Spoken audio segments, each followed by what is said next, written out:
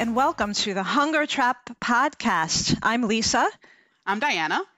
And we are here to talk to you guys about all things eating disorders, disordered eating, body dysmorphia, and anything else in that realm that really makes us think or pisses us off. Yep. So just a quick disclaimer, we are not healthcare providers. We're not psychologists. We're just talking about our personal experiences to let others know they're not alone with their struggles with food and body image. And if you are currently seeking treatment for an eating disorder, we just want you to know that we speak very candidly about our experiences with food and eating disorders. So it may be triggering to you depending on where you are in your treatment. So just be aware of that. Yep.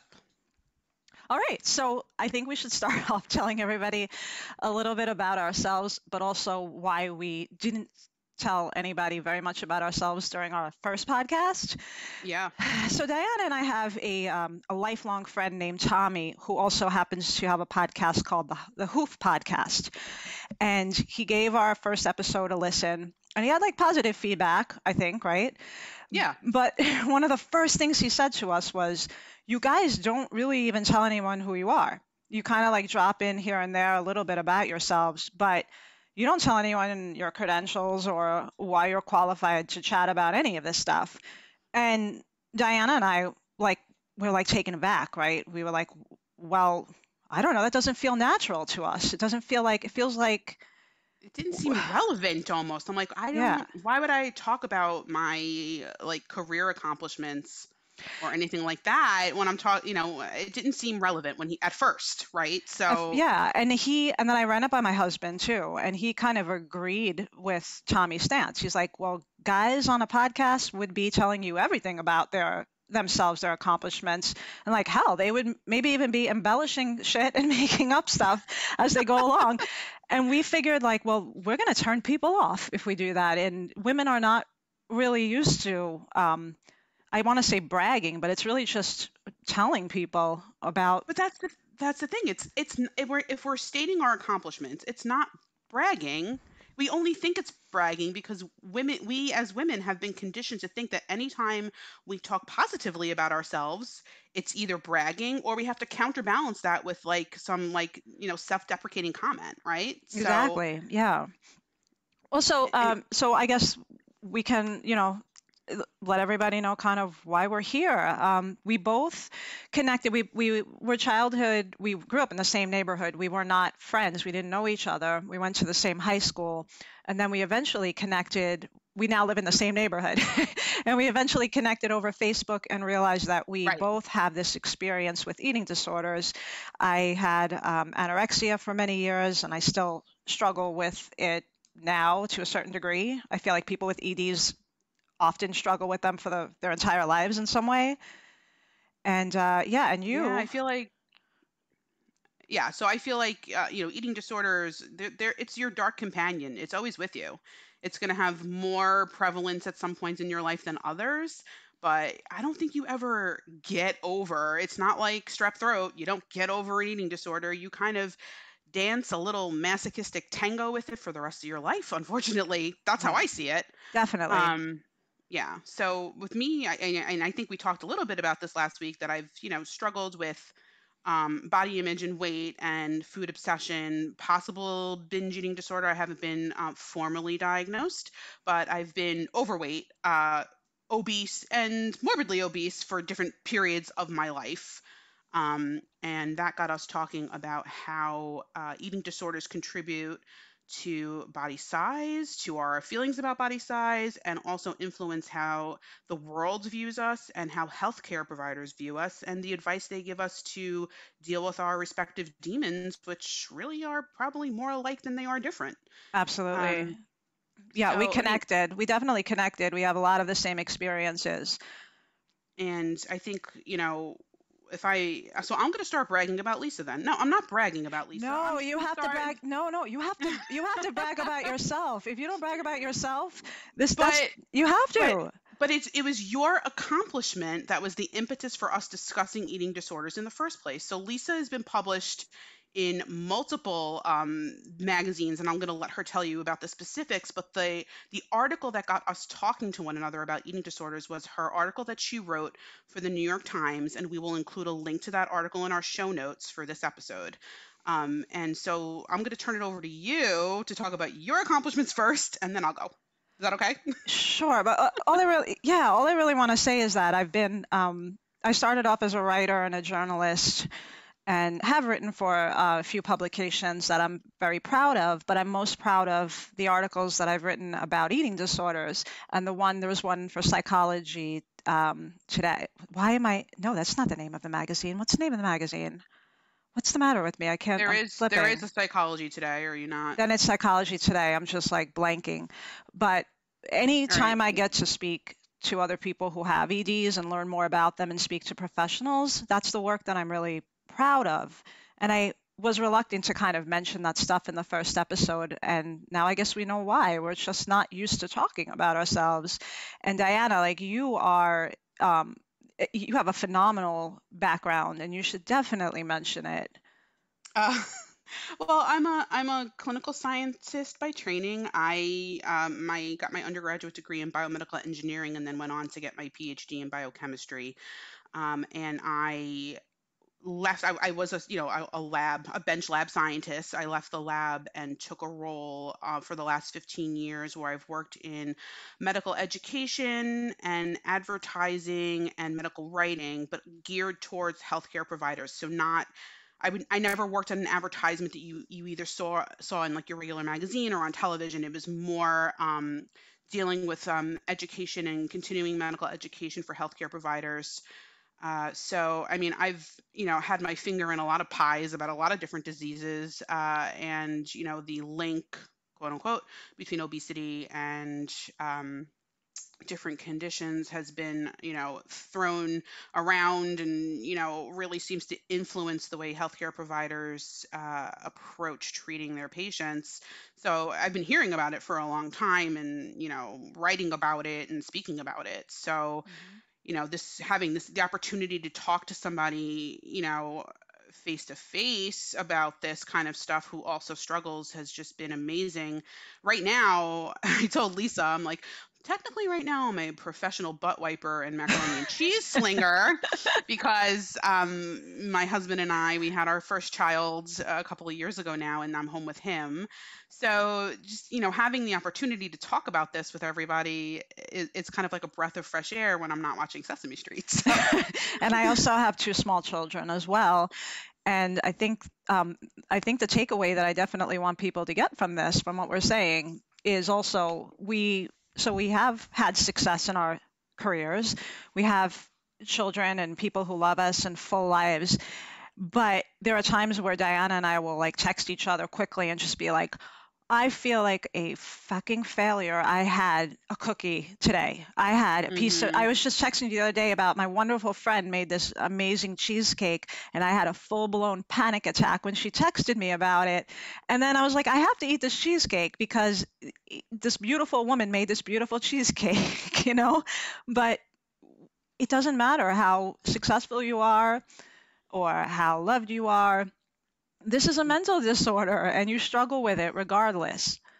And I think also another thing we had talked about was that when you do suffer from an eating disorder, a lot of times the behaviors that we take on, they're behaviors that help us almost disappear and hide, right? So here we are, the two of us talking about these issues, and we're trying to hide our accomplishments when damn well men would have like a whiteboard up. They would have a PowerPoint presentation on their accomplishments. They would be like, let's have a Zoom call to talk about how awesome I am. It'll only be 4 hours long. So I feel like,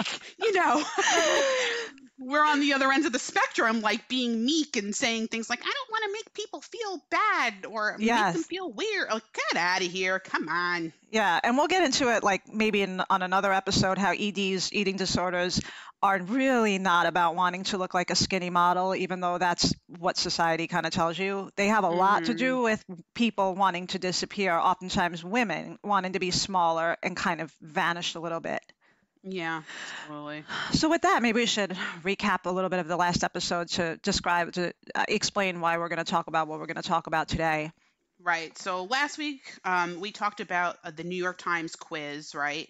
That was, let me show you the fridge, and you can tell me who this person voted for in the presidential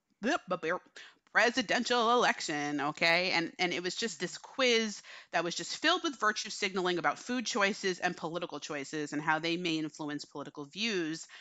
And when we got into that discussion, we started talking about how external influences like advertising affect our views of food and our bodies. And we were thinking back to that, the 1990s and that low fat craze. And I know, Lisa, you had mentioned that you felt that you didn't really get messages at home that fat should be avoided, but somehow, some way, you were getting these messages and you felt that it was probably coming from advertising. Hmm. And I agreed that advertising definitely affected, the whole push towards low fat, high carb options. And so we decided to take a little brief look at, guilt, shame, fear, virtue signaling, and sex in food Hmm. and diet lifestyle advertising. So what do you Yeah. think about that, Lisa? What did you find? What do we see? I mean, I was shocked by how many times the word guilt is used in these ads. Mm-hmm. Um, the Snackwells, we started looking at some of the Snackwells commercials. The yogurt commercials were the ones that really made me, pause and go, oh my God, that's why yogurt was such a safe food for me for so many years. So for anyone who hasn't thought about this or hasn't like us like staring at these commercials for a week, yogurt, non-fat flavored yogurt, somehow in the 90s maybe or 80s became this like sexualized food. Correct? Like a lot of the ads feature like women, like, oh my God, this is a sensual food they're putting on their tongue, and there's nothing more that they want in life than the Boston cream pie non-fat yogurt. Right. Guilt and shame and sexuality is just all rolled into one big mess in our puritanical society. And yeah, so we'll include links to the articles that we looked at that pointed us to these ads. But like, yeah, the Mueller yogurt ad, it features this woman who is dressed in a negligee, like, practically having multiple orgasms over a raspberry cheesecake yogurt. And I'm like, yogurt? I feel like yogurt is good, but like, in all of these ads, as you pointed out, there were all these like fat-free, artificially sweetened yogurt. And it's like, can't we just enjoy the like full fat unsweetened stuff? Like we can't just get the real stuff. Right. Well, so we should point And out too that this went hand in hand with that movement that started like late 60s and really gained traction in the 70s and 80s, where a few studies came out reporting that fat was not carbs, not sugar, but fat was to blame for heart disease and a variety of other issues. So a lot of these food companies started rolling out these fat-free alternatives like Snackwells. mhm. And I hate using the word frankenfoods. Like I want to be careful not to come down on, Shame. yeah, not to Yeah. shame either way. But you were definitely being sold a second-rate version of the real thing. And the yogurt really sticks out in my mind because they would come out with those wild flavors, the cheesecake yogurt and the raspberry, whatever. It was just Yeah. trying to give you that experience without that guilt. And all of the ads somehow imply that if you have the real thing, you deserve to feel guilty. And if you have this alternative, this 90-calorie alternative, you're getting the pleasure, but you're also safe. And I think that Yes. that's something we should explore when it comes to like these ads and how they make women feel about their desires and appetites. Absolutely. Because to me, the juxtaposition of the hypersexualized woman, right, which is an appetite that we're really supposed to, keep at bay, in a puritanical society, And then on the other hand, you have these women, who are just dressed like scantily clad, eating these quote unquote safe key lime pie 90-calorie yogurts, when it's just like it's almost, to me, it's like a commentary on denying normal human appetite, whether it be for, sex, or just eating a goddamn piece of key lime pie if you want it. Like, you Yeah. know, to me, like the 90-calorie key lime pie to me is like going to a strip club. It's like you're not like it's like a facsimile of the experience. And why not just allow yourself to enjoy the experience of that yogurt or the experience of your sexuality? To me, the 90-calorie yogurt is like that boyfriend that you had in college when you had low self-esteem, and he would like talk about other women in front of you, and all your friends are like, you deserve better, and you would make excuses for him. It's just like, you deserve better. And Right? No, that's oh, I mean, you just deserve better. You deserve to like satisfy your appetite. I don't just mean like satisfy your appetite with a Boston cream pie. I mean like satisfy your appetite with nutrients, because a lot of these foods didn't have the kind of nutrients that maybe, well, they weren't really making claims that they had like nutrients. So maybe that's the one good thing about them. They were really only making claims that you were going to be safe. Yeah, and that theme kind of spilled into Snackwells and baked lays. I mean, one of the themes that I saw was you can overindulge in this safe treat. Like, with Snackwells, it was one of the taglines was, so good we can never eat it, we can never make enough, and eat more, they're healthy. It's Yes. like, and then, with the baked lays, one of the Lay's taglines was, bet you can't eat just one, which, challenge accepted. I get it. I can't eat just one lay. But then Mm-hmm. when they were doing the baked lays, it was like, bet you can't eat just one bag. So it's Mm-hmm. like you can go a little further with this and overindulge in this safe, play in a safe playground with these low fat, high carb foods. The one you pointed out that I remembered, like the pretzel crisps, the ad that said you can never be too thin, because the pretzel itself was super thin, and Yes. it was like 100 calories per bag. Yeah. And guess what I used to do? I used to eat 10 bags. Totally. I don't think you're alone. I told you there was a place in like at the height of my eating disorder in college. I went to college on the Upper East Side in Manhattan. I went to Hunter College for undergraduate school, and there was a yogurt shop, a frozen yogurt shop, about 10 blocks away that I would walk to between classes at lunchtime to pick up the 8-calorie frozen yogurt, and that would be my lunch. And then one day I found out that it didn't actually have 8 calories. It was probably like 8 calories for a teaspoon. It had like whatever it was, I don't remember, 90, 100 calories. And I felt so shitty. I felt so deceived that I wouldn't eat after that for like 2 days. I was like, oh my God, what did I do to myself? That kind of marketing really worked, on somebody who has an ED. Yeah, and it's so funny. I was on the west side while you were on the east side, and I was also indulging in fat-free frozen yogurt, and which is kind of funny. But I used to get it at like the cafeteria or whatever, and I was always hungry because I Yes. was eating stuff that was not satiating. And then I would think to myself, but what's wrong with me? Shouldn't I be laying on a bed having an orgasm with this yogurt like everybody else is? Like, why can I never have enough? You Yeah. know? Yeah. And you also pointed out the tall, skinny Pepsi can that came out during Fashion Oh, Week. that I vaguely remember that, but that's just wild. What a that wild marketing tactic. that killed me because I just was sitting there and I was like, I think I could do a stand-up comedy routine on these stupid Pepsi cans for like 3 hours.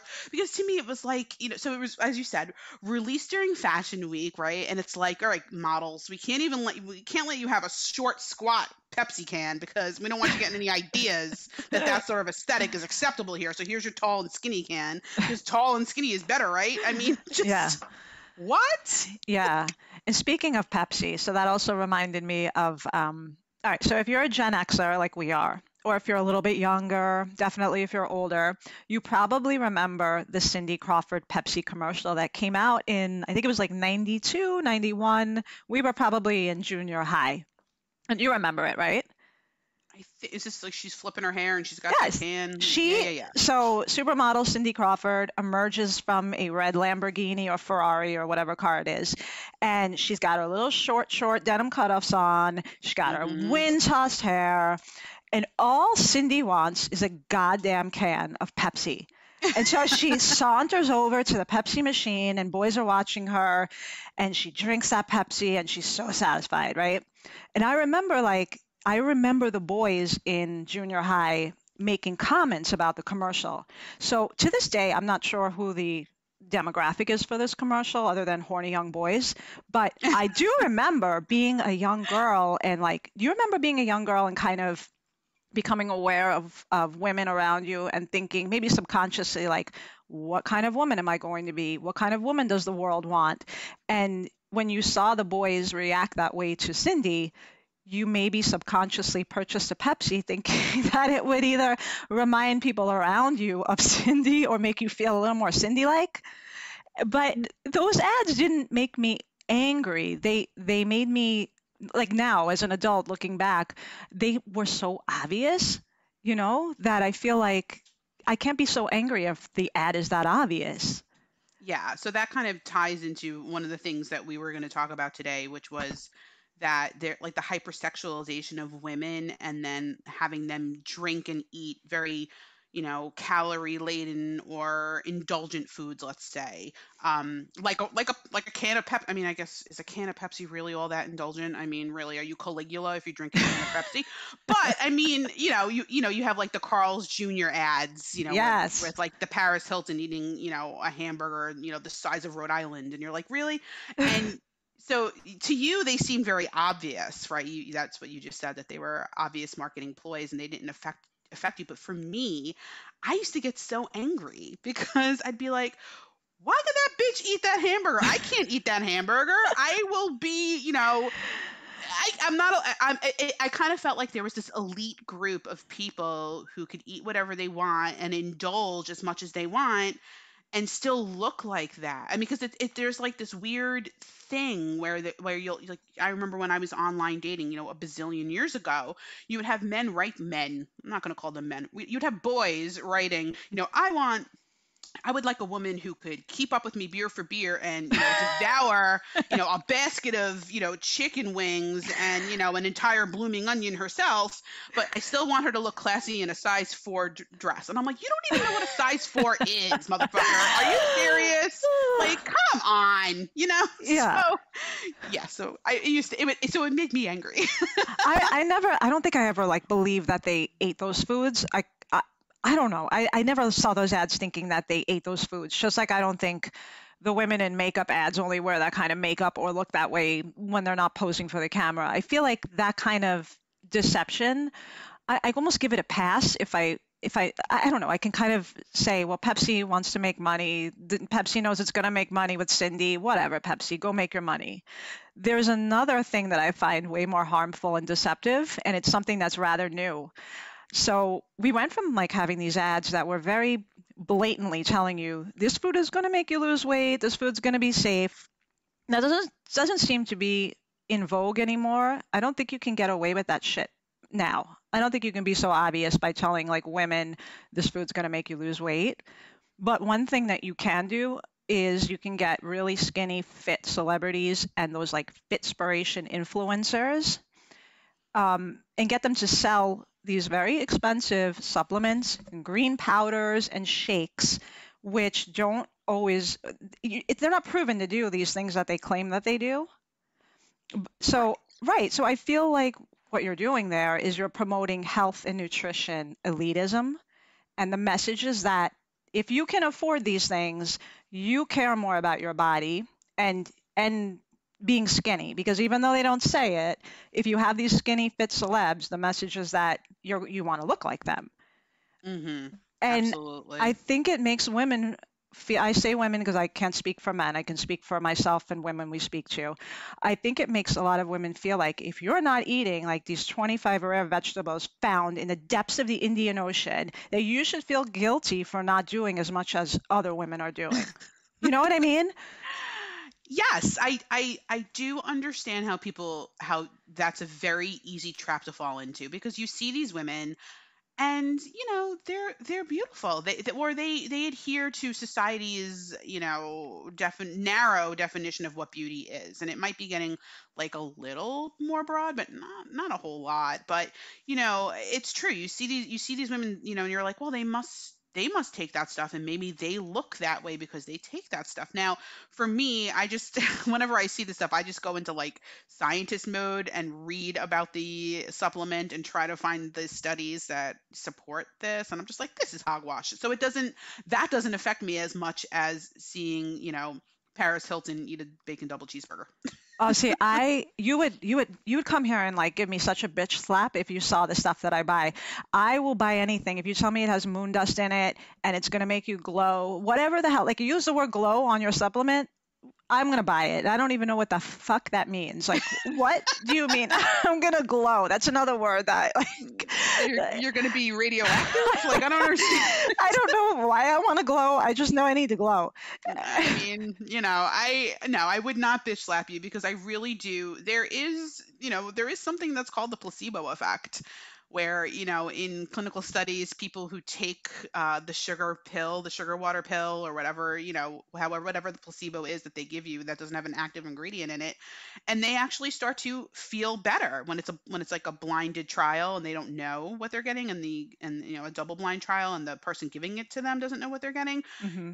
People, if you look at like the adverse effects that are seen in clinical trials, or even the positive effects, people who are taking the placebo will report both adverse effects and also positive influences they think they're experiencing because of this drug.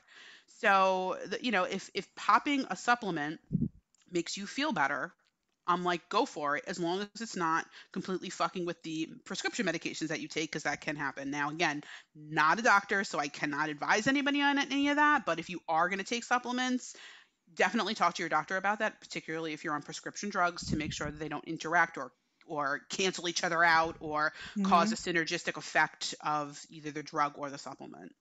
But it's still a really expensive placebo in many cases, like, Oh yeah. and I want to shout out to a book that I'm reading. It's called Is Butter a Carb? Unpicking Fact from Fiction in the World of Nutrition. And I hope I don't butcher their names, but they are registered dietitians I think from the UK. I may be wrong about that. Rosie Sant and Helen West. And the book is really great if you want to find out more about myths that are prevalent in nutrition, and they debunk them really well. But one of the things that got me thinking about this thing that pisses me off is the chapter What's the Harm, in which they talk about, you remember Elle Macpherson? She was like some glamazon model in the 80s and Yeah, yeah, 90s. yeah. Okay. Hmm. She has a super elixir powder.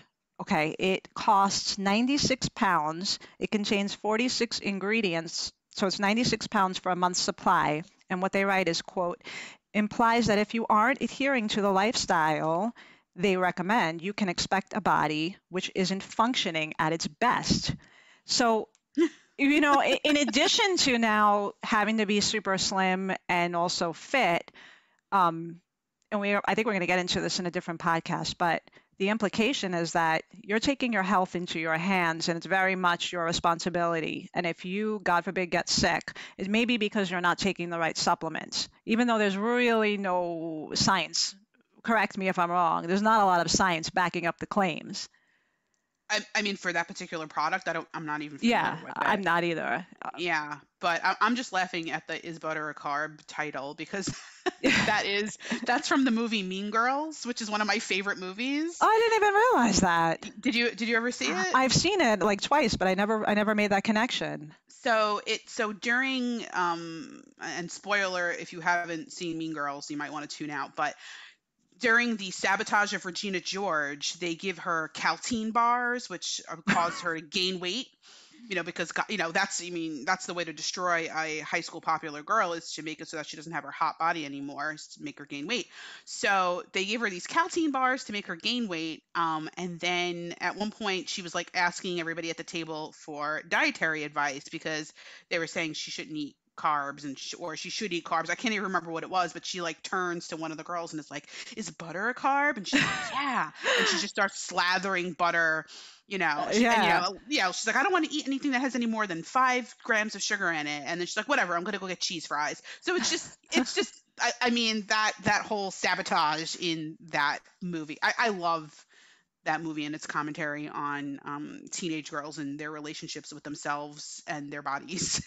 Yeah, and I think we're going to get into it. I think we're going to get into it in our next podcast, how all of these issues really do affect women's relationships with other women. Yeah, absolutely. But yeah, so I'm wondering if we should give some sort of takeaway. I feel like we present the problems and we're like, oh, all right, now how do you deal with them, right? How do we get through life knowing that there are these brands out here, these companies out there trying to make you feel a certain way about food? For me, it's just talking about it and calling out this bullshit like we're doing right now. And it feels like remembering that a company is trying to make money very much helps me put things into perspective. Yes, absolutely. And unfortunately, companies, they try to, they try to like make money off of the backs of our insecurities, right? I mean, so if they keep us insecure, if they keep us second guessing, if they keep moving the goalposts, like we talked about last week, then we're never going to have sure footing. It's like, trying to run a marathon in a vat of quicksand. And so keeping us unsteady and keeping us, unsure is going to mean that we're going to try to turn to the salvation of a product so that we could, shore ourselves up. But the truth of the matter is, like, that's not where you're going to get your confidence, and that's not where you're going to get your overall health. Yeah, and I also feel like my antenna goes up a bit whenever I hear anything super extreme. It's another thing I really love about the book that I just mentioned, Is Butter a Carb? In the chapter about fats, they don't just say, well, now it's okay to eat all fats. They make a good point of saying, just be very cautious when you hear any advice that is super extreme, because the truth is usually not in a place that's super extreme. Yes. I mean, we need fat in our body. Fat is the building blocks of all your hormones. It's the building blocks of your cellular membranes. Okay, I won't get too science nerdy on you, but you need fat, people. You do. I mean, you just do. Yeah. So with that, how long have we been talking? I feel like we've been talking a while. We have been. I think we're good for today. All right. Okay. All right, everyone. So thank you for listening and joining us. And we hope to see you soon. Take care of yourself. Yeah. Good luck with your journeys.